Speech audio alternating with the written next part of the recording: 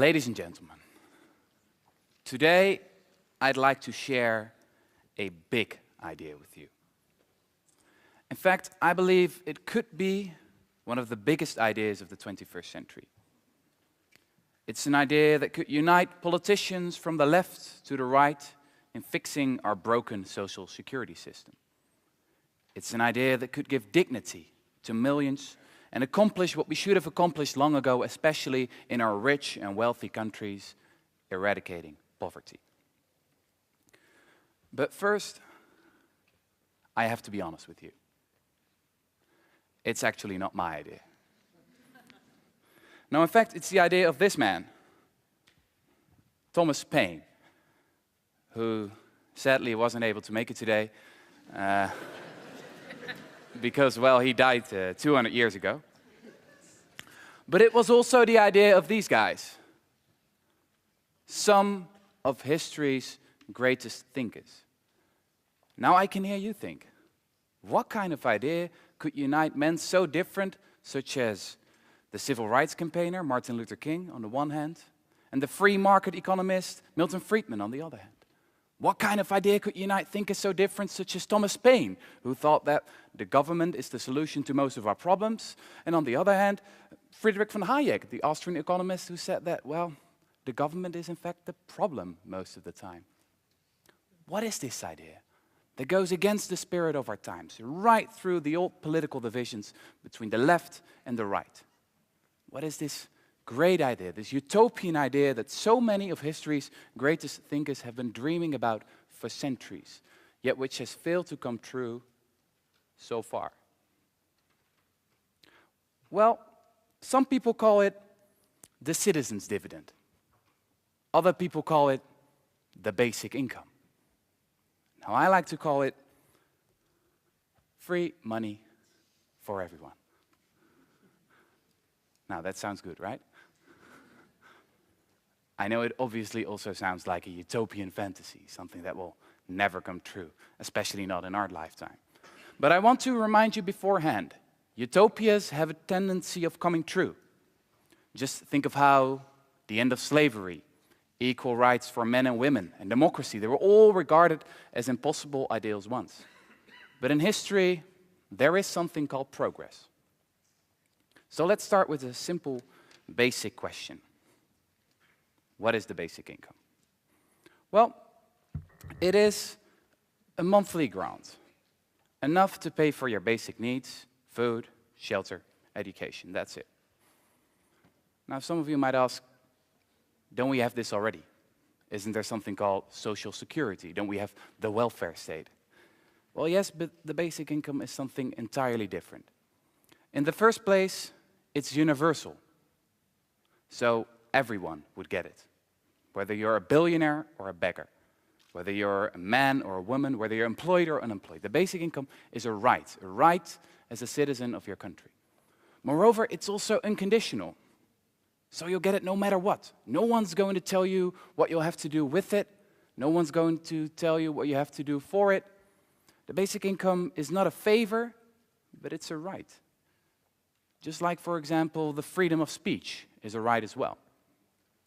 But most importantly, in the past few decades, in the past 30 or 40 years, it has become more than just an idea. Free money for everyone is more than just an idea nowadays. It has become a proven idea. As you can see on this map, there have been experiments. This map is from 2012, by the way. There have been experiments all over the world, and especially in the south. From Mexico to Brazil, from South Africa to India, researchers and governments have experimented with giving people free money. This map shows all the cash transfer programs, as they call them, that reach at least 5,000 individuals. And there have also been very large-scale experiments in the 70s, in the 80s, in Canada and the United States. They're almost forgotten nowadays, but they were a big success. Now, what researchers have shown time and time and again, by comparing a test group of poor people who received free money and another control group who was similar so that they could see what the effects would be. Time and time again, they have shown that free money results in, well, lower inequality, lower poverty, obviously, but it also results in less infant mortality, lower healthcare costs, lower crime rates, better school completion records, less truancy, higher economic growth, better emancipation rates, and all kinds of other positive social outcomes. Time and time again, researchers have shown that free money may be the most efficient, the cheapest, and the most civilized way to combat poverty. Now, I'm not going to be able to summarize all the experiments that have been done, of course. So I want to tell you about just one experiment that was done a few years ago in the city of London. Now, this was an experiment with some homeless men. To be exact, 13 homeless men that lived on the streets of London. They were street veterans. Some of them had been living on the cold tiles of the Square Mile, which is the financial district of London, for more than 40 years. And I have to mention, their presence was far from cheap. Think of healthcare costs, legal costs, policing costs. These men were costing the British taxpayers hundreds of thousands of pounds every year. So everything had been tried at that point, and it was time for something new. In the spring of 2009, a local charity decided, well, why not try free money instead? So each of the homeless men received £3,000, cash, no strings attached. They were completely free to decide whatever they wanted to do with the money. The only question they had to answer for themselves was, what do you think is good for you? Counseling services were completely optional. Now, of course, most of the aid workers, they didn't have high expectations. They thought that, well, the men are probably going to spend the money on alcohol or drugs or gambling or something like that. But then something amazing happened. What happened in the first place is that the men turned out to be extremely frugal with the money they received. At the end of the first year, only £800 had been spent on average. And where did they spend it on? Well, a phone or a passport or a dictionary. Each of the men had his own idea of what would be best for him. Moreover, a year after the experiment had started, the impossible had happened. 7 out of 13 of the men had a roof above their head. 2 more had applied for housing. Some of the men took gardening classes. Another learned how to cook, for example. They visited their children again. And all of the men made plans for the future. It sort of seemed as if the cash had empowered them. Now, I don't know if there's a politician in the room, but a politician would probably ask at this point, well, this is a very interesting story, but what did it cost? What did the experiment cost? Well, the answer is £50,000, including the wages of the aid worker. So, in addition to giving at least 7 individuals another shot at life, the project had saved money by a factor of at least 7. And this is a very conservative estimate. Even the liberal free market magazine, The Economist, concluded at that point the most efficient way to spend money on the homeless might be just to give it to them. Experiments such as these, and that have been done all around the world, show us that we need to rethink what poverty actually is. Poverty is not a lack of character. Poverty is a lack of money. Nothing more, nothing less. So it turns out that it's a great idea just to give money to the poor if you want to resolve that problem. Ladies and gentlemen, we are living through a time and age in which our societies and economies are changing faster than ever. It's an age of automation. The robots, they're coming for our jobs. Now, this will bring, obviously, great prosperity, but it also means that we will have to adjust. If we do not adjust, if we keep applying the solutions of the 20th century to the challenges of the 21st century, then the middle class will crumble and inequality will soar. Now, truly, this is a dystopian future. Nowadays, governments are obsessed with pushing people into jobs even when there are no jobs. It's like the great inventor Rutger once said, so we have inspectors of inspectors and people making instruments for inspectors to inspect inspectors. The true business of people should be to go back to school and think about whatever it was they were doing before somebody came along and told them they had to earn a living. I believe that the basic income is a better alternative to our current welfare mess. But I have to admit, throughout history, there have always been 3 arguments against it, 3 formidable objections. Now, the first goes something like this. It's an interesting idea, but I've done some calculation and it's too expensive. Sorry, can't pay for it. It's not going to work. Now, this might have been true in the times of Thomas Paine, 200 years ago, when almost everyone, almost everywhere was sick, poor, hungry, and ugly. But it's not true anymore. As a society, we are richer than ever. I'd like to see the basic income as a dividend of progress.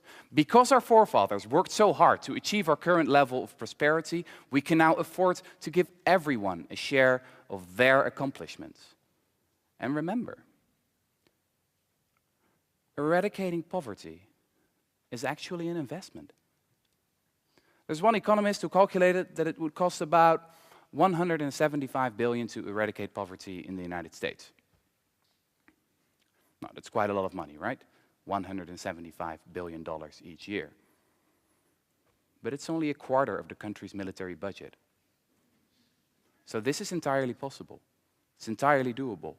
And after 10 or maybe 20 years, it will turn out that the investment has paid for itself, because the government will save billions in lower healthcare costs, there will be less crime, and there will be lots of more productive citizens who will be able to fulfill their dreams.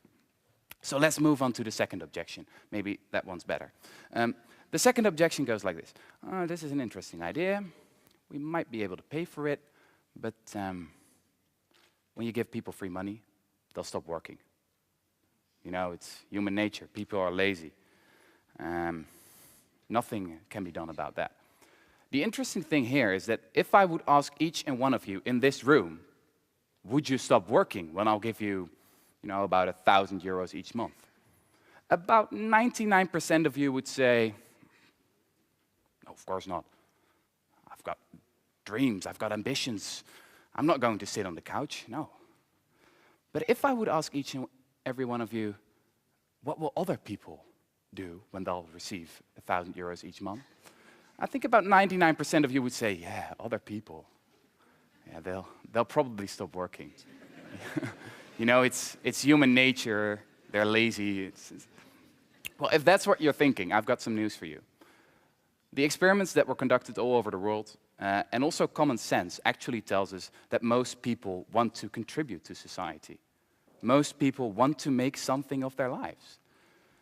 In fact, some of the experiments have shown that poor people, especially poor people, actually work more when you give them a free grant, because it gives them the opportunity to invest in their lives or in their business, for example. The third objection, ladies and gentlemen, might be the most difficult to overcome.